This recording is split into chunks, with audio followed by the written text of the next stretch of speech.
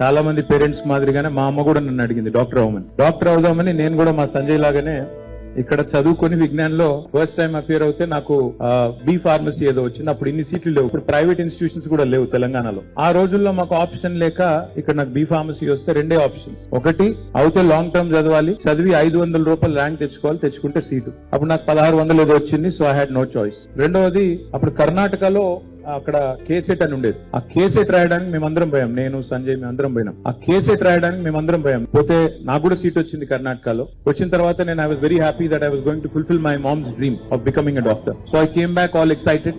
I told my mom, she was very happy.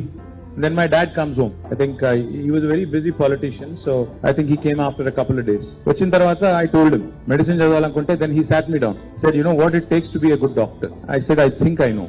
He said, no, ఇప్పుడు ఈ 5.5 ఏళ్ళు చదవాలి, ఆ తర్వాత మళ్ళీ పోస్ట్ గ్రాడ్యుయేషన్ చేయాలి, ఆ తర్వాత సూపర్ స్పెషలైజేషన్లు ఉంటాయి. ఇవన్నిటి తర్వాత లైఫ్ లో you will not really have time for your self. ఎందుకంటే అర్ధరాత్రి కాల్ వచ్చినా, ఎమర్జెన్సీలో ఎవరైనా ఫోన్ చేసినా, you have to have the empathy and compassion and set aside your personal life. ఒక ప్రాణం కాపాడడానికి మరి పరుగులు పెట్టుకుని పోవాలి. 31-32 సంవత్సరాల దాకా చదవాలి. చదివిన తర్వాత జీవితాంతం మరి సర్వీస్ చేయాలి. ఆ సర్వీస్ కి నువ్వు రెడీగా ఉన్నావా అని అడిగారు. నేను ఒక్క నిమిషం ఆలోచించి కొద్దిగా కన్ఫ్యూజ్ అయ్యి మేబీ ఐఎమ్ నాట్ రెడీ అని చెప్పి తప్పుకుని నేను వెళ్ళి డిగ్రీలో జాయిన్ అయిపోయాను. ఇది ఎందుకు చెప్తున్నానంటే what you signed up for and what you've put in the last 7.5-8 years is not a joke. No, only those people who actually have the tenacity, have the audacity, and also have the ability, most importantly, to be able to serve mankind are here.